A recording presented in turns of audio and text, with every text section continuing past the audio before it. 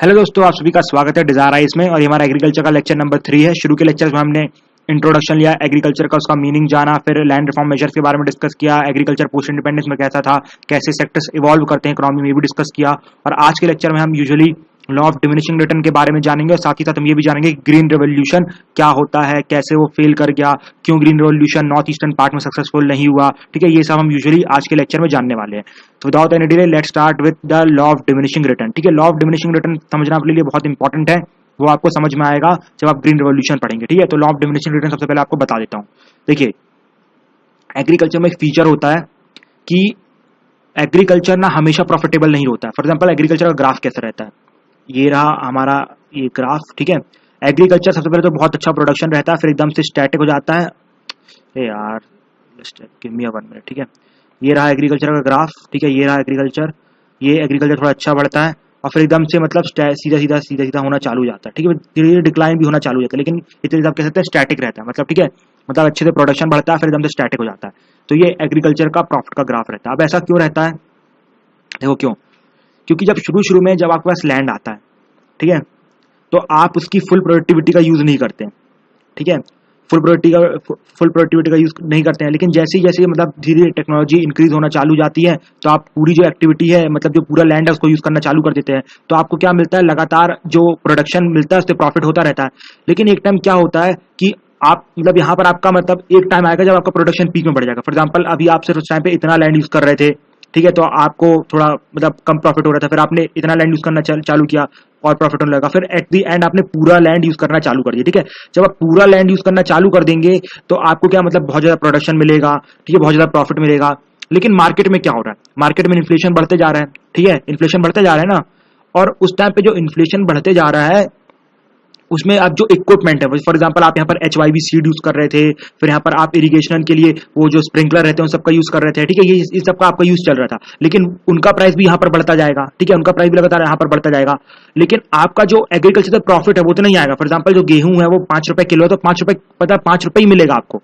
लेकिन यहाँ पर जो एक टाइम पे जो हमारा इक्विपमेंट था, ठीक है, ग्रीन रेवोल्यूशन के जो इक्विपमेंट थे वो आज से 10 से 12 रुपए हो गए, 15 रुपए हो गए, 20 रुपए हो गए, 25 रुपए हो गए, लेकिन आपको यहाँ पर उतना ही कम मिल रहा है। ठीक है, मतलब वो जो गेहूं का प्राइस उतना ही मिल रहा है, ज्यादा बढ़ नहीं रहा है, जस्ट बिकॉज बीच में बिचौलिए हैं, वो आपका पैसा खा जा रहे हैं। ठीक है, मतलब रियल फायदा एग्रीकल्चर का तो बिचौलियों को होता है, मतलब जो इंटरमीडिएट रहते हैं उनको हो रहा है।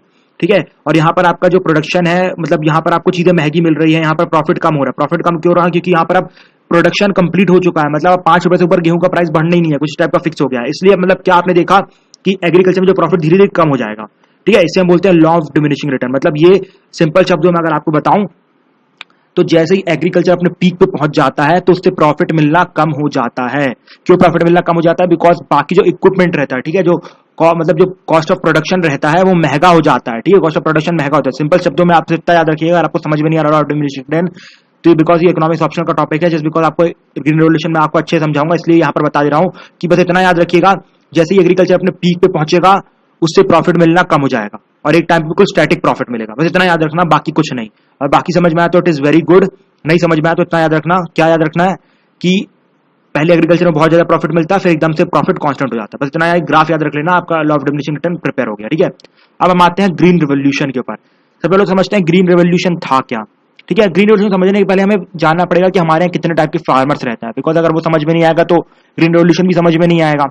ठीक है, तो देखो हमारे यहाँ सबसे पहले तो होते हैं लैंडलेस लेबरर्स। ठीक है, लैंडलेस लेबरर्स कौन होते हैं? लैंडलेस लेबरर वो होते हैं जिनके मतलब जो कंप्लीटली अपनी लाइवलीहुड के लिए, मतलब अपने खाने पीने के लिए, अपने जीवन के लिए डिपेंड करते हैं एग्रीकल्चर पे, लेकिन उनके पास खुद का लैंड नहीं होता। ठीक है, तो उसे हम क्या बोलते हैं? उसे हम बोलते हैं लैंडलेस लेबरर्स। मतलब जो भी आपको ऐसे बंदे मिलेंगे जो कंप्लीट एग्रीकल्चर पर डिपेंड करते हैं खाने के लिए, लेकिन उनके पास वो खुद का लैंड नहीं, उसे हम बोलते हैं लैंडलेस लेबरर्स।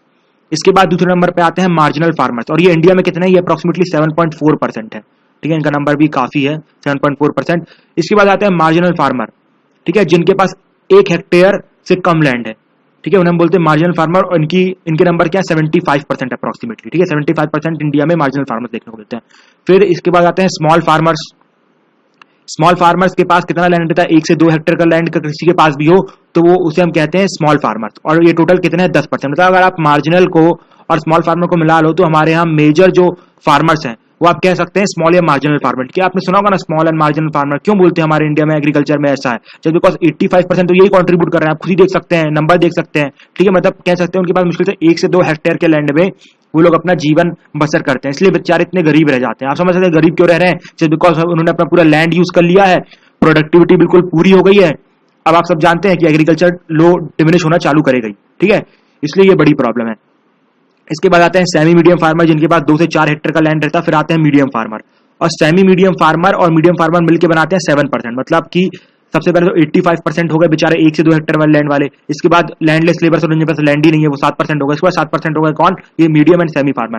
और फिर गिनती के 0.24%, मतलब 1% से कम भी लार्ज फार्मर्स हमारे इंडिया में, जिनके पास 10 हेक्टेयर से ज्यादा लैंड है, ठीक है। 10 हेक्टेयर से ज्यादा लैंड वाले कितने हैं? 0.25, 0.24%। समझ सकते हैं कि 10 हेक्टेयर लैंड किनके पास होना था? इनके पास। लेकिन इनके पास कितना लैंड है? मुश्किल से 1 से 2 हेक्टेयर, लेकिन इनके पास कितना है? मतलब अनइक्वलिटी देख रहे हैं ना, जस्ट बिकॉज की लैंड रिफॉर्म सक्सेसफुल नहीं हुए।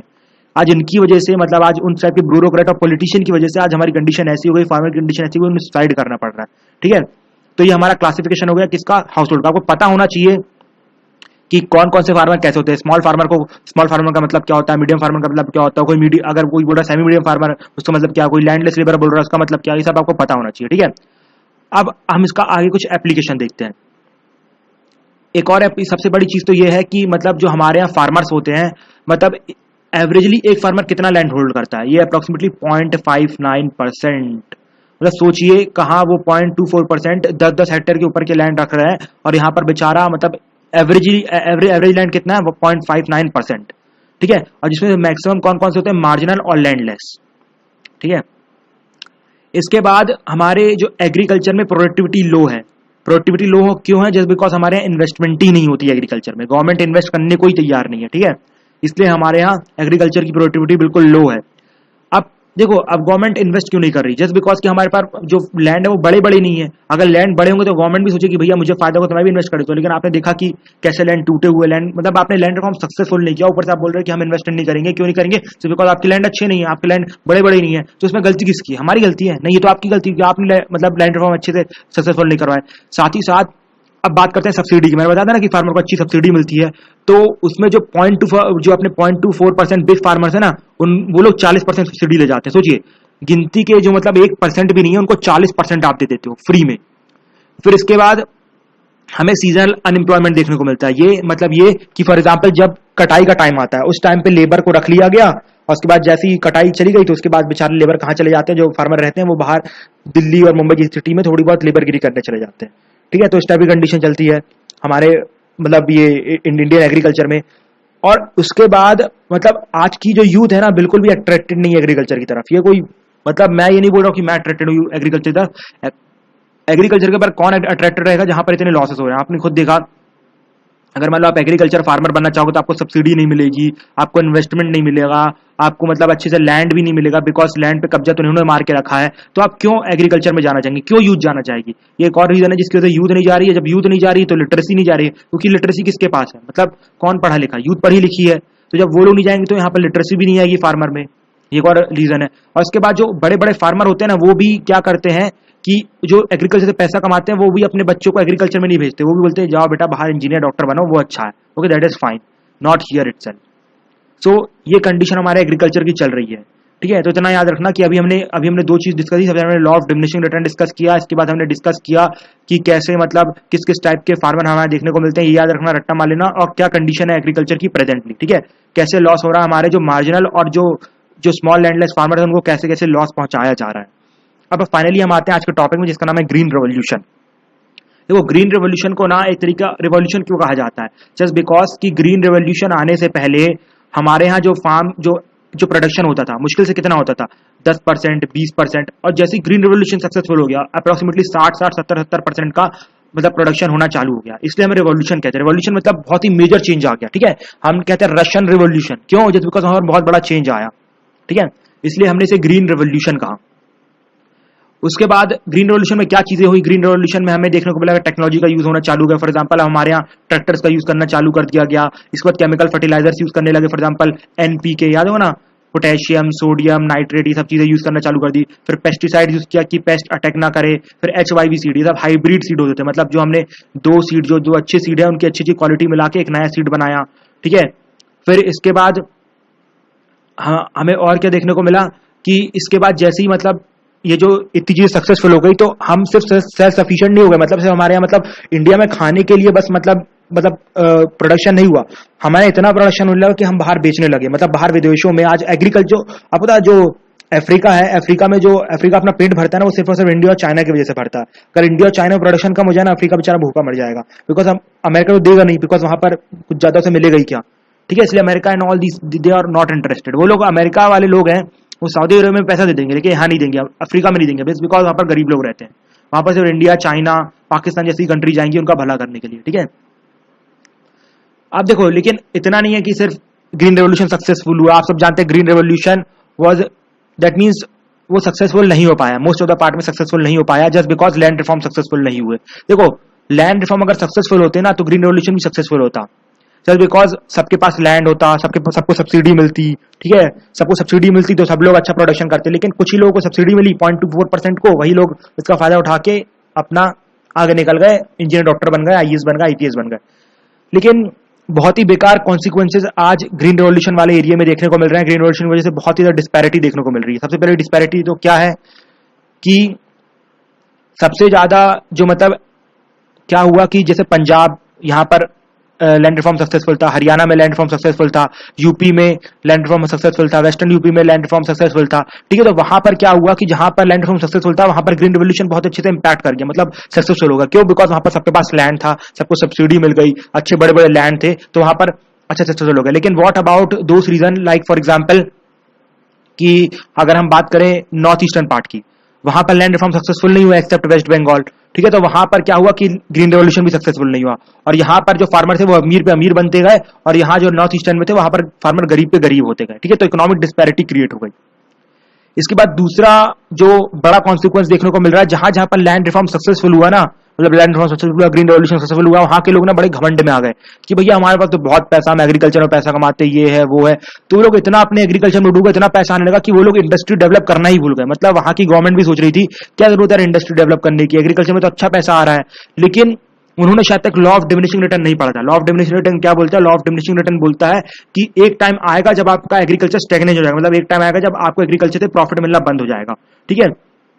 आज पंजाब में वही सिचुएशन है। पंजाब में जो एग्रीकल्चर था फुल्ली डेवलप हो चुका है, अब वहां पर प्रॉफिट नहीं आ रहा है एग्रीकल्चर में, जिसकी वजह से क्या हुआ, जो बाकी की यूथ थी, ठीक है, अब उसको एम्प्लॉयमेंट नहीं मिल रही। पहले की जो उस टाइम की यूथ थी वो एग्रीकल्चर में चली गई तो अच्छा था, लेकिन अब वहां की मतलब जो यूथ थी उसको एम्प्लॉयमेंट बिल्कुल भी नहीं मिल रहा है, मतलब अनएम्प्लॉयमेंट वहां पर बढ़ती पे बढ़ती जा रही है, जिसकी वजह से क्या हो रहा है वहां पर यूथ अनरेस्ट, मतलब यूथ के पास करने को कोई काम नहीं है। अब यूथ के पास कुछ करने को काम नहीं है, वो लोग फ्रस्ट्रेटेड है। जब आप उन्हें थोड़ा सा ड्रग्स चखा देंगे तो वो लोग उसके आदी हो जाएंगे, ठीक है, ड्रग एडिक्ट हो जाएंगे, जिसकी वजह से हमें उड़ता पंजाब जैसी मूवी देखने को मिलेगी, ठीक है। और जब यूथ फ्री पड़ी रहेगी, यूथ उनके पास कोई काम नहीं रहेगा, जब कुछ लोग आएंगे हमारे भिंडरन वाले जैसे और बोलेंगे कि चलो भैया हम नया खालिस्तान बनाते हैं, वहां पर आपको एम्प्लॉयमेंट देंगे, तो वो लोग बेचारे जिनके पास जॉब नहीं है, जो ड्रग एडिक्टेड है, वो लोग एकदम से मान जाएंगे और खालिस्तान मूवमेंट में पार्टिसिपेट करना चालू कर देंगे। मतलब कि जितना भी सोशल अनरेस्ट आया ना पंजाब में, वो सिर्फ और सिर्फ एग्रीकल्चर की वजह से आया। एग्रीकल्चर अच्छा है, मतलब प्रोडक्शन हुआ, सब कुछ हुआ, लेकिन एट द एंड आपने इंडस्ट्री कहाँ डेवलप की यार। मतलब ब्रिटेन ने बताया था कि एग्रीकल्चर डेवलप हो जाएगा तो आपको इंडस्ट्री में मूव करना है। वो अपने नेता ऐसे चोर थे, बड़े वाले चोर थे, कि उन्होंने मतलब इंडस्ट्री डेवलप करने का सोचा ही नहीं, जिसकी वजह से एग्रीकल्चर में पूरा डिपेंडेंट रह गए। और फाइनली एट द एंड क्या हुआ कि आज हमारा खालिस्तान मूवमेंट देखने को मिल रहा है, ड्रग एडिक्शन देखने को मिल रहा है, ठीक है। और फिर और क्या नेगेटिव कॉन्सिक्वेंस है, तो ग्रीन रेवोल्यूशन का एक और नेगेटिव कॉन्सिक्वेंस ये देखने को मिलता है कि जो हमारा एग्रीकल्चर था, पहले एग्रीकल्चर क्या था इंडिया में, सिर्फ और सिर्फ अपने खाने के लिए उगाया जाता था, लेकिन अब क्या हुआ, उसका पूरा वो कैपिटलिस्ट हो गया। मतलब ये कि अब कमर्शियल, सिर्फ मतलब खाने के लिए नहीं उगा रहे हैं, खाने के लिए ठीक है, लेकिन मेजरली हमारा टारगेट क्या है कि हमें एग्रीकल्चर का जो क्रॉप आ रहा है उसको बेच के पैसा कमाना मतलब इसके लिए आपको इन्वेस्टमेंट चाहिए। अब आपको नए HYV सीड लाने पड़ेंगे, ट्रैक्टर लाना पड़ेगा, जब तो आप बहुत सारा खेत जोत पाएंगे। अब तो हाथ से जोतना मुश्किल हो जाएगा, जिसकी वजह से क्या हुआ, जो बिग फार्मर्स थे उनके पास तो पैसा था तो उन्होंने अच्छा इन्वेस्टमेंट कर लिया, टेक्नोलॉजी ले ली। लेकिन अब छोटे फार्मर ने सोचा अगर हम ऐसा नहीं करेंगे हम तो मतलब मार्केट से बाहर ही हो जाएंगे, बिकॉज कैपिटलिस्ट इकोनॉमी क्या बोलती है, जो सर्वाइव नहीं कर सकता, जिसके पास पैसा नहीं है, वो that will be out of the economy. तो उसको लिए उन्होंने क्या किया, मनी लेंडर से लोन लेना चालू किया, ठीक है, मनी लेंडर से लोन लेना चालू किया। अब बेचारे सोचते थे कि उनकी जब प्रोडक्शन अच्छा होगा तो मनी लेंडर को जो भी पैसा है वो वापस कर देंगे, लेकिन प्रॉब्लम क्या हो गई कि लगातार मानसून पे डिपेंड रहना, फिर गवर्नमेंट का सपोर्ट नहीं मिलना, बेचारा इलिटरेट थे, मनी लेंडर उन्हें इधर को उधर घुमाते गए, मतलब कहीं पर भी अंगूठा ले लिया। आपने मदर इंडिया देखी होगी ना, तो वैसे ही कर करके बेचारों को इंडेप्टनेस में डाल दिया, जिसकी वजह से डिस्पैरिटी और बढ़ती गई। मतलब जो रिच फार्मर थे वो और रिच हो गए, और जो हमारे पुअर फार्मर थे बेचारे और पुअर हो गए। ठीक है, और इसके बाद एक और जो इंपॉर्टेंट चीज देखने को मिलती है लैंड, मतलब जो ग्रीन रेवोल्यूशन का नेगेटिव कॉन्सिक्वेंस ये था कि आपने देखा कि अब देखो ग्रीन रेवोल्यूशन सक्सेसफुल कब होगा, तब हमारे जब लैंड बड़े बड़े होंगे। लैंड बड़े बड़े कब होंगे, जब मतलब जॉइंट फैमिली होगी। ठीक है, जॉइंट फैमिली रहेगी तो एक ही लैंड रहेगा। अगर मान लो न्यूक्लियर फैमिली हो गई तो कोई बोलेगा नहीं भैया मुझे तो मेरा लैंड दे दो, कोई बोलेगा मुझे मेरा लैंड दे दो। इस तरह से लोग ऐसे आज बंटवारे हो रहे हैं, न्यूक्लियर फैमिली डेवलप हो रही है, सेम वैसे ही होगा। तो in the same way green revolution हुआ, जॉइंट फैमिली डेवलप हो गई। ठीक है, जॉइंट फैमिली बहुत स्ट्रांग हुई, जिसकी वजह से क्या था कि जॉइंट फैमिली में लेकिन क्या था, जो भी प्रॉपर्टी राइट था वो किसको मिलता था, बेटे को मिलता था, जिसकी वजह से हमारी जो फैमिली सिस्टम था वहां पर पेट्रियार्की बढ़ती गई। पेट्रियार्की मतलब पुरुष प्रधानता बढ़ती गई, क्योंकि अब हर कोई बोलने लगा कि जॉइंट फैमिली में नहीं, मुझे लड़का ही चाहिए, लड़की कोई वैल्यू नहीं, लड़का ही चाहिए, लड़का ही चाहिए। और लड़कियों को जॉइंट फैमिली में बिल्कुल भी इज्जत नहीं दी जाती है। वहां पर मतलब उनके साथ सेक्स डिटर्मिनेशन किया जाता है, फीमेल इन्फेंटिसाइड किया जाता है, उन्हें खाना लेट दिया जाता है, खाना ना के बराबर दिया जाता है। मतलब आप कह सकते हैं ग्रीन रेवोल्यूशन की वजह से हमारे joint family I, joint family की वजह से हमारे यहाँ पेट्रियार्की और बढ़ी, पेट्रियार्की और बढ़ने की वजह से मतलब फीमेल के ऊपर अत्याचार हो रहा है। ठीक है, तो आप देख सकते हैं कैसे मैंने इकोनॉमी को यहाँ पर सोशियोलॉजी से कनेक्ट कर दिया, तो यहाँ पर आपको अच्छे मार्क्स मिल सकते हैं। ठीक है, तो इतना याद रखना। फिर और कॉन्सिक्वेंसेस क्या थे ग्रीन रेवोल्यूशन के, एक और जो बड़ा कॉन्सिक्वेंस मिलता है ग्रीन रेवोल्यूशन का वो ये है कि हमारे यहाँ देखो सिर्फ और सिर्फ पैडी और वीट में फोकस किया गया। मतलब सिर्फ चावल होगा और ये गेहूं होगा, और बाकी जो पल्सेस थी, पल्सेस थी और ऑयल सीड से वो उगाना ही बंद कर दिया गया, जिसकी वजह से क्या हुआ कि आज हमें कंप्लीट न्यूट्रिशन नहीं मिल रहा है। ठीक है, न्यूट्रिशन बैलेंस डाइट पे हमें दाल भी होना चाहिए, ऑयल सीड भी होनी चाहिए, अंकुरित आहार भी होने चाहिए, लेकिन हमने सिर्फ फोकस वीट और पैडी में किया, सस्ता मिल रहा था, लोगों ने भी यही खरीदा, जिसकी वजह से आज हमारी कंट्री में स्टंटिंग और वेस्टिंग की प्रॉब्लम हो रही है। और यही एक रीजन है जिसकी वजह से हमें बहुत ज्यादा पल्सेस इंपोर्ट करनी पड़ती है। ठीक है, अगर हम इसके लिए मतलब पल्सेस के लिए एमएसपी देना चालू करें तो पल्सेस का प्रोडक्शन जो ऑटोमेटिकली चालू हो जाएगा। लेकिन क्या हुआ, हमने फोकस कहां पर रखा, वीट और पैडी में। That was a major drawback. फिर उसके बाद हमें कुछ एनवायरमेंटल कॉन्सिक्वेंसेस भी देखने वाले ग्रीन रेवोल्यूशन की वजह से। ग्रीन रेवोल्यूशन में क्या हुआ कि हमने फर्टिलाइजर यूज करना चालू किया, फर्टिलाइजर पोटेशियम ये सब, मतलब they were not good for soil, जिसकी वजह से सॉइल पोल्यूशन होना चालू हुआ, एयर पोल्यूशन, वाटर पोल्यूशन होना चालू हुआ। इसके बाद ग्रीन रेवोल्यूशन की वजह से ही हमारे यहाँ ग्लोबल वार्मिंग बढ़ना चालू हुई। क्यों, आपको पता है ना, मीथेन एक बहुत ही बड़ी मतलब सीओ के बाद बहुत बड़ी गैस है जिससे मतलब ग्लोबल वार्मिंग होता है। और पैडी की फील्ड में ना मीथेन बहुत पाया जाता है। अब पहले पैडी की फील्ड छोटी थी तो ठीक था कि बहुत कम मीथेन हो रहा था, लेकिन अब ग्रीन रेवोल्यूशन के बाद तो आपने इतनी बड़ी फील्ड कर दी पैडी की। ठीक है, पैडी की इतनी बड़ी फील्ड कर दी तो मीथेन भी ज्यादा होगा, जिससे ग्लोबल वार्मिंग ज्यादा होगी। इसके बाद साथ ही साथ एक और क्या नेगेटिव कॉन्सिक्वेंस देखने को मिला हमें ग्रीन रेवोल्यूशन की, वाटर टेबल ना बहुत नीचे हो गई। आप सब जानते हैं कि महाराष्ट्र में, पंजाब में, यूपी में जो मेजर वाटर है वो नदियों से नहीं लिया जाता है एग्रीकल्चर के लिए, वो लिया जाता है नीचे कहाँ, ग्राउंड वाटर से। अब जैसे अब ग्राउंड वाटर का पहले वाटर इतना था, मान लीजिए हमारा ग्राउंड है, वाटर यहाँ पर था, आपने इतना वाटर उड़ा दिया तो अब कहाँ हो गया, वाटर यहाँ हो गया, एक दिन आएगा ग्राउंड वाटर भी खत्म हो जाएगा। तो ये भी बहुत बड़ी प्रॉब्लम है। और साथ ही साथ मैं आपको पहले ही बता चुका हूँ लैंड रिफॉर्म सक्सेसफुल नहीं हुआ, जिसकी वजह से हमारे यहाँ ग्रीन रेवोल्यूशन अनसक्सेसफुल रहा। ये भी एक बड़ा प्रॉब्लम है क्योंकि डिस्पैरिटी बढ़ती गई। ठीक है, तो ये सब प्रॉब्लम थी ग्रीन रेवोल्यूशन में, नेगेटिव कॉन्सिक्वेंसेस थे ग्रीन रेवोल्यूशन के। ठीक है, अब अगले लेक्चर में हम ये पढ़ेंगे कि green revolution north eastern part में सक्सेसफुल क्यों नहीं हो पाया, बिकॉज आपने सुना होगा कि नॉर्थ ईस्टर्न जो पार्ट है वहां की लैंड बहुत फर्टाइल है। ठीक है, तो वो हम अगले लेक्चर में जानेंगे, फिर आगे के जो कुछ मेजर टॉपिक्स है वो कवर करेंगे। ठीक है, thank you, nice day, will meet in lecture number 4।